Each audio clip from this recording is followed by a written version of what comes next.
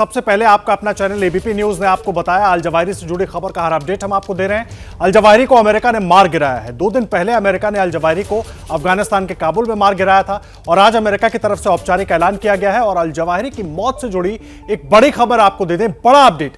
देखिए, मौत से पहले अल जवाहिरी जिस घर में छिपा हुआ था, जिस घर में वो रह रहा था, वो अफगानिस्तान के एक मंत्री से जुड़ा हुआ बताया जा रहा है। अफगानिस्तान के गृह राज्य मंत्री सिराजुद्दीन हक्कानी से जुड़े हुए घर में अल जवाहिरी रह रहा था। ये बड़ा अपडेट इस वक्त हम आपको दे रहे हैं, ये बड़ी जानकारी इस वक्त हम आपको दे रहे हैं। देखिए, अल जवाहिरी की मौत से जुड़ी बड़ी खबर। मौत से पहले अल जवाहिरी जिस घर में, ये तस्वीर जिस घर की हम आपको दिखा रहे हैं, आप विंडो में देख रहे हैं, इसी घर में अल जवाहिरी रह रहा था और ये घर अफगानिस्तान के एक मंत्री से जुड़ा हुआ था। अफगानिस्तान के गृह राज्य मंत्री सिराजुद्दीन हक्कानी से जुड़े घर में रह रहा था अल जवाहिरी। आशीष कुमार सिंह हमारे सहयोगी जुड़ गए। आशीष, हक्कानी नेटवर्क का जिक्र हम बार बार कर रहे हैं कि किस तरह से वो मदद कर सकते थे और अब वही बात सामने आ रही है। जी हाँ, बिल्कुल। मैं आपको आदर्श ये भी बता दूं कि ये जानकारी भी गवर्नमेंट ऑफ इंडिया को, इंडियन एजेंसीज को पहले से थी कि सिराजुद्दीन हक्कानी, जो कि तालिबान गवर्नमेंट में सीनियर मंत्री हैं, उनकी वन ऑफ दी प्रॉपर्टीज थी। सिराजुद्दीन हक्कानी उस वक्त वहां पर मौजूद नहीं थे जब ये कैरी आउट किया गया। और लेकिन ये बहुत बड़ी खबर है कि तालिबान की तरफ से कंडेम किया जा रहा है, लेकिन अमेरिकी सोर्सेज की तरफ से इस बात को स्थापित किया गया है, ये क्लेम किया गया है कि ये पूरी तरह से तालिबान के सीनियर ऑफिशियल्स के नॉलेज में था। और सबसे बड़ी बात कि सिराजुद्दीन हक्कानी का जो घर है, one of the properties Kabul में, उसी में सेफ हेवन दिया गया था अयमान अल जवाहिरी को। तो मुझे लगता है कि तालिबान दो मुहांपन दिखा रहा है, ऊपर से दिखाने की कोशिश है कि वो कंडेम करते हैं अमेरिका ने ऐसा अटैक किया। सबसे बड़ा सवाल कि आपने अपने यहां इतने बड़े आतंकी को, global terrorist Osama bin Laden के बाद अलकायदा का सबसे बड़ा आतंकी, उसको अपने यहां पनाह दिया हुआ था और खुद वन ऑफ दी प्रॉपर्टीज जो कि सिराजुद्दीन हक्कानी का घर था, वहां पर अयमान अल जवाहिरी मौजूद था, जहां उसको मार गिराया गया। जी आशीष, बड़ी जानकारी आप दे रहे हैं। देखिए, अल जवाहिरी जिस घर में छिपा हुआ था वो सिराजुद्दीन हक्कानी से जुड़ा हुआ घर बताया जा रहा है और एबीपी न्यूज पर लगातार हमारे तमाम खास मेहमान, हमारे तमाम सहयोगी मौजूद हैं और बार बार हम इस जानकारी को आपसे साझा भी कर रहे थे कि हक्कानी नेटवर्क का बड़ा रोल हो सकता है अल जवाहिरी को वहां पर सुरक्षित रखने में, पनाह देने में, सेफ हाउस देने में, और अब वो बात सामने आ रही है। नीरज, मैं आपका रुख कर रहा हूं क्योंकि लगातार जो अंदेशा हक्कानी नेटवर्क को लेकर जताया जा रहा था, वो आशीष जो खबर बता रहे हैं बिल्कुल उससे जुड़ते हुए दिख रही है और भारत के लिए और सावधान होने वाली खबर है क्योंकि तालिबान दिखा कुछ रहा है, कर कुछ रहा है।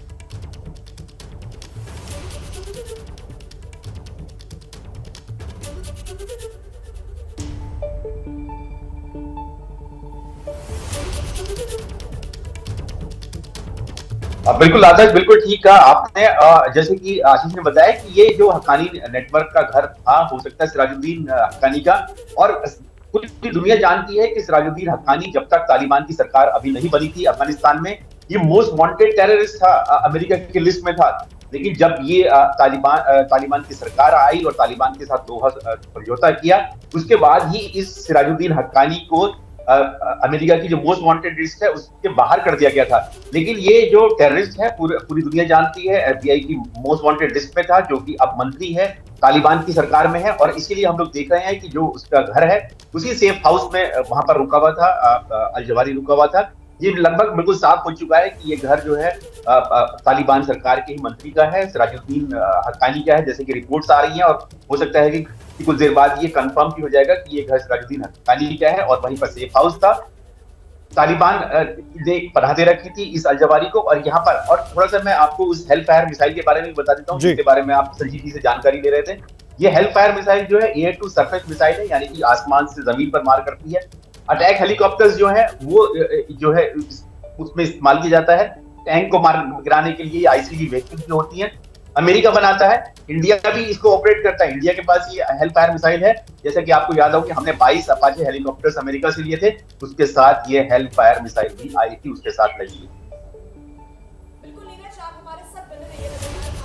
हमारे साथ जुड़े हुए हैं अश्विनी शिवाजी भी हमारे साथ जुड़े हुए हैं। सर, मेरा सवाल अगला आपसे है क्योंकि लगातार अब तालिबान की तरफ से भी एक रिएक्शन सामने आया। तालिबान सरकार के प्रवक्ता हैं ज़मीउल्लाह, उनका ये कहना है कि जो अंतर्राष्ट्रीय मानक है उनका उल्लंघन है ये, और दोहा समझौता जो है उसका भी उल्लंघन किया गया। लेकिन जब खुद के घर शीशे के हैं तो उसके बाद भी ये बातें करना तालिबान की तरफ से क्या ठीक होगा? क्योंकि अमेरिका ने जो कार्रवाई की है वो बिल्कुल ठीक है उसके हिसाब से।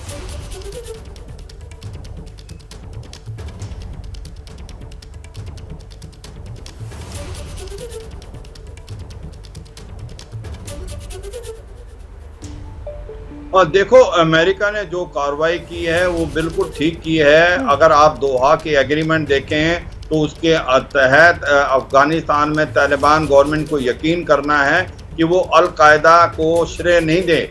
और ये अगर आप देखें पिछले अगस्त 2021 के बाद जब तालिबान आया अफगानिस्तान में, तभी जो अल जवारी है लगता है शिफ्ट किया है, उनको एक सेफ बेस मिली है। इसमें कोई शक नहीं है कि जिस अमेरिका वहां से गया था तब उन्होंने अनाउंस किया था। इसका मतलब नहीं है कि अमेरिका जा रहा है, अमेरिका मॉनिटर करेगा और ओवर द होराइजन अगर रिक्वायरमेंट है तो वो अटैक करेगा अगर कोई टेररिस्ट है। तो ये जो बता रहा है कि अब तालिबान की आपने इंटरनेशनल रूल्स रेगुलेशन को वायलेट किया है, तो वो उसको झांकना चाहिए अपने अंदर कि जब आपने दोहा में एग्रीमेंट किया था कि अल कायदा को आप बेसिस नहीं बनने देंगे और आपने अल जवाहिरी जो नंबर 1 है अल कायदा का, उसको श्रेय दे रखी थी और वो काबुल के अंदर था। तो ऐसे में मुझे लगता नहीं कि कोई इस चीज को सीरियस लेगा। मगर ये डाउट सबसे बड़ी ये आगे कि क्या पाकिस्तान भी इसमें इन्वॉल्व है। पाकिस्तान की ISI को ये खबर पक्का होगी, क्योंकि हक्कानी ग्रुप जो है तालिबान का और ISI का एक गठजोड़ है। पहले शक था कि कहीं ऐसा तो नहीं अल जवारी जो है पाकिस्तान में छुपा हो, जिस प्रकार से ओस्मा बिन लादेन अबोटाबाद में था।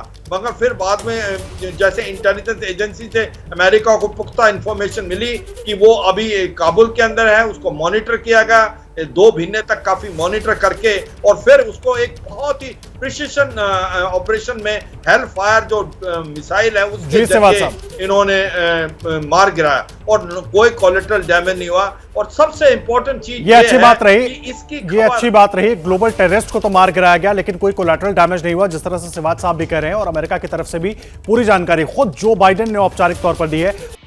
ये हैं शर्मा जी, जो रात का खाना और देश दुनिया की सुर्खियां दोनों लेते हैं सुमित अवस्थी के साथ। अब ये हैं इनके पड़ोसी बनर्जी साहब। मिष्टी दोई खाते खाते पूरा बंगाल जान लेते हैं सुमन दे के साथ। इनकी तरह आप भी देखें अपने फेवरेट न्यूज एंकर को एक ही ऐप पर और डाउनलोड कीजिए ABP लाइव ऐप अपने स्मार्ट टीवी पर।